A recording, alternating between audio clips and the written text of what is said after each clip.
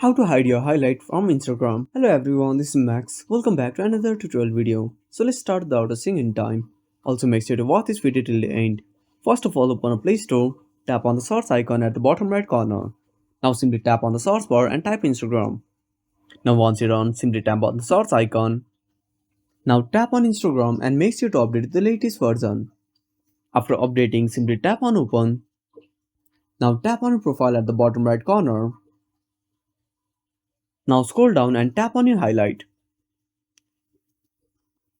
Now the first method is simply tap on three dots, tap on edit highlight.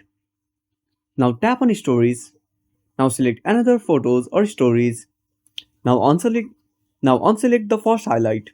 Now simply tap on done.